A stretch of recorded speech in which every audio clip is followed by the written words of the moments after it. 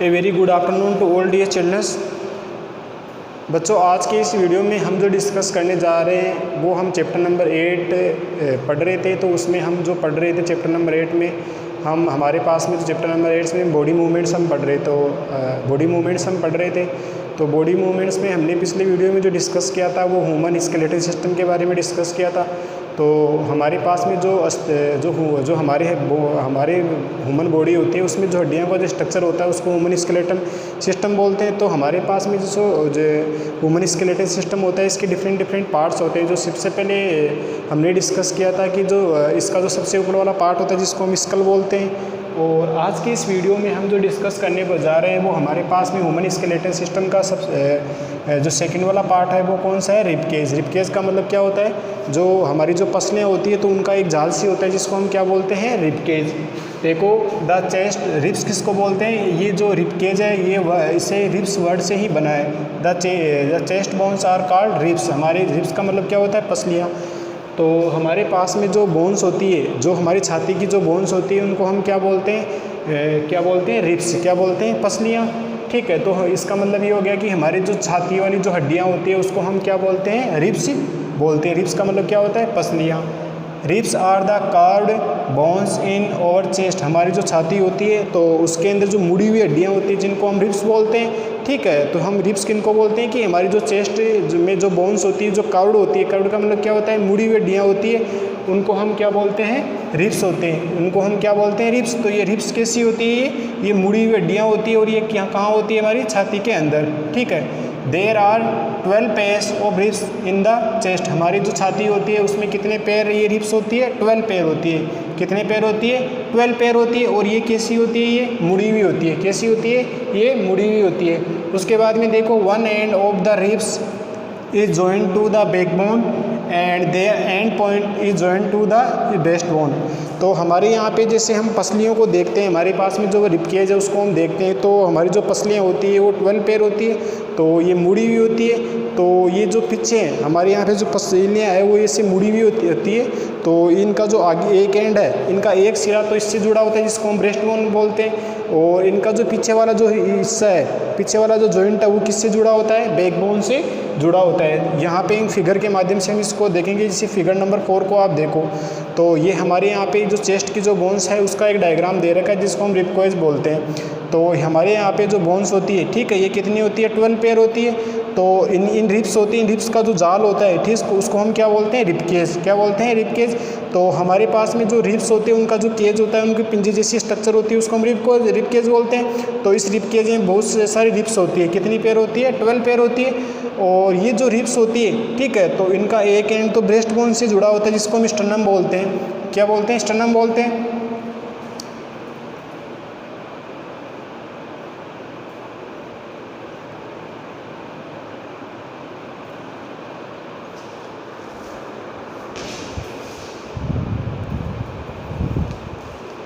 तो हमारे पास में जो रिब्स होती है, ठीक है, तो इनका जो एक एंड होता है, मतलब इनका एक सिरा तो किससे जुड़ा होता है? ब्रेस्ट बोन से, जिसको हम स्टर्नम भी बोलते हैं। ठीक है, और इनका जो पीछे वाला जो एंड पॉइंट है वो किससे जुड़ा होता है? बैकबोन से। तो हमारे पास में ये जो ये रिब्स है, एक रिबकेज है, उसका एक डायग्राम दे रखा है कि हमारे पास में जो रिब्स होती है तो वो कैसे जुड़ी होती है, उनका स्ट्रक्चर कैसा होता है, मतलब वो मुड़ी हुई होती है और ये 12 पेयर होती है।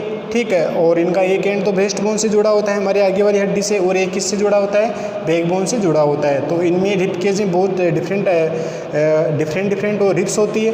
तो ये जो रिब्स होती है वो कैसी होती है? वो मुड़ी हुई होती है। तो हमारे पास में जो रिबकेज होता है वो कैसा होता है? होलो का मतलब क्या होता है? खोखला। बोनी स्ट्रक्चर का मतलब होता है हड्डियों जैसा structure. Formed by the ribs is called ribcage. Ribcage का मतलब क्या हो गया कि हमारे पास में जो रिबकेज है, ठीक है, उसके अंदर बहुत सारी पसलियाँ होती है, तो वो खोखली होती है और एक मतलब हड्डियों का जैसे स्ट्रक्चर होता है, उसको हम क्या बोलते हैं? रिबकेज। क्या बोलते हैं? रिबकेज। रिब का मतलब क्या होता है? पसलियाँ। केज का मतलब क्या होता है? पिंजरा। जो पसलियों का जो जाल जैसा स्ट्रक्चर होता है उसको हम क्या बोलते हैं? रिबकेज। जैसे हमारी जो छाती होती है वो एक जाल जैसी होती है, ठीक है, तो वो इस मुड़ी हुई स्ट्रक्चर में होती है, इसको हम क्या बोलते हैं? रिबकेज। तो अब हम डिस्कस करने जा रहे हैं फंक्शंस ऑफ रिबकेज। जो हमारी जो रिबकेज है, ठीक है, जिसमें बहुत सारी रिब्स होती है, तो वो मुड़ी हुई रिब्स होती है और उसके अंदर जो डिफरेंट जो रिब्स होती है वो कुछ तो छोटी होती है, कुछ क्या बड़ी होती है। तो हमारे पास में पूरा मिला के जो बोनी स्ट्रक्चर होता है उसको हम रिबकेज बोलते हैं। तो इस रिब केज के डिफरेंट फंक्शंस होते हैं, जिसमें हमारे पास पहला फंक्शंस है rib cage protect the internal organs of the body such as a heart, lungs and liver. ये हमारे जो इंटरनल ऑर्गन होते हैं, हमारी बॉडी के जो बहुत इंपॉर्टेंट ऑर्गन्स होते हैं, जिसमें हार्ट आ गया, लंग्स आ गया और लीवर आ गया, तो ये इंपॉर्टेंट्स ऑर्गन होते हैं। तो ये हमारे पास में जो रिब केज होते हैं तो इनको प्रोटेक्शन देता है। प्रोटेक्शन का मतलब होगा कि यदि हार्ट है, लंग्स है और लीवर है तो इन पे किसी प्रकार की चोट लगेगी तो चोट लगने से पहले वो सबसे पहले रिब केज पे टकराएगी, ठीक है। यदि बाहर से हम किसी को यदि रिब केज पे चोट मारते हैं तो हमारी जो रिब्स होती है वो बिल्कुल हार्ड होती है, तो वो चोट को जो सहन कौन कर लेती है, रिब केज। तो हमारे जो इंटरनल ऑर्गन्स होते हैं जैसे हार्ट हो गया, लंग्स हो गया और लीवर हो गया, तो इन पर किसी प्रकार का इफेक्ट नहीं पड़ता है, तो ऐसे उनको प्रोटेक्शन देती है। ये इसका पहला वर्क हो गया। सेकंड हमारे पास में जो वर्क कौन सा हो गया, rib cage takes part in our breathings movement. इसका मतलब हो गया जैसे जैसे हम सांस लेते हैं, जैसे हम सांस लेते हैं तो हमारे जो ब्रीथिंग मूवमेंट करते हैं, तो उसमें भी ये जो टेक्स पार्ट मतलब उसमें भी ये अपना इनका इन्वॉल्वमेंट होता है। किनका होता है, रिब केज का।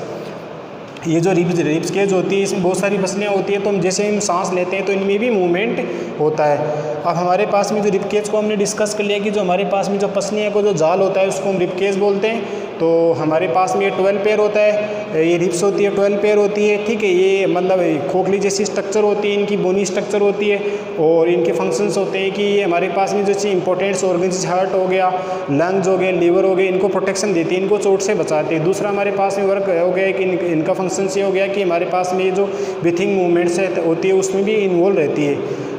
अब हम डिस्कस करने जा रहे हैं कि हमारे पास में जैसे जो रिब केज है, ठीक है, उसको हमने डिस्कस कर लिया, मतलब इस वाले पार्ट को हमने डिस्कस कर लिया। सबसे पहले तो हमने स्कल को डिस्कस किया। स्कल को यहाँ से लेके वाले जो पार्ट होता है स्केलेटन सिस्टम का उसको स्कल बोलते हैं, जिसमें हमने डिस्कस किया आई सॉकेट के बारे में डिस्कस कर लिया था, ठीक है, और अपर जा लोअर जा के बारे में डिस्कस कर लिया। तो ये हमारे हड्डियों ह्यूमन स्केलेटन सिस्टम का पहला वाला पार्ट है। उसके बाद में सेकंड वाला पार्ट है कौन सा, ये वाला, ठीक है। यहाँ से लेके ये एब्डोमेन से लेके ऊपर वाला जो यहाँ पे शोल्डर ब्लेड है ना, तो ये वाले इस वाले पार्ट में जो जितनी बोन्स हैं उनको हम डिस्कस करेंगे।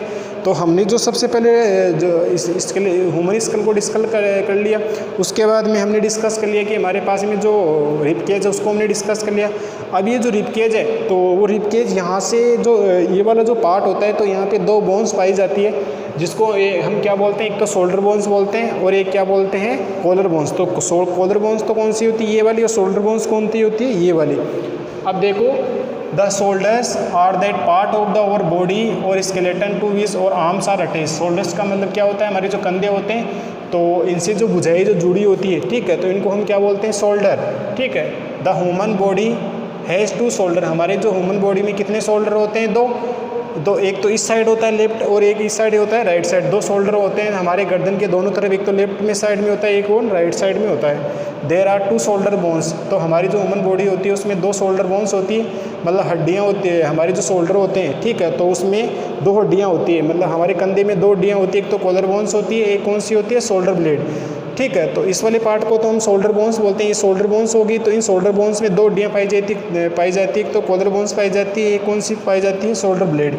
अब देखो, the collar bones keep the shoulder apart. ये कॉलर बोन होती है ये वाली, तो हमारे पास में जो शोल्डर होती है उसको ऐसे अलग रखती है। ये इससे जॉइंट है, जॉइंट तो है लेकिन इसको थोड़े से दूर रखती है। कौन, ये कौन रखती है, कॉलर बोन। उसके बाद में देखो, the shoulder blade is attached to the muscles by muscles to allow the free movements of the shoulder. तो हमारे पास में ये वाली जो शोल्डर ब्लेड हो गई, ठीक है, ये वाली जो शोल्डर ब्लेड होगी तो इससे हमारी जो आर्म्स होती है वो जुड़ी होती है। तो ये तो कॉलर बोन होगी, ये शोल्डर ब्लेड होगी। तो ये जो शोल्डर ब्लेड क्या करती है और कॉलर ब्लेड आपस में ऐसे मतलब इनके अंदर जॉइंट ऐसे रहते हैं कि एक दूसरे से ये मूवमेंट तो कर सकते हैं लेकिन ये बाहर नहीं निकल सकते।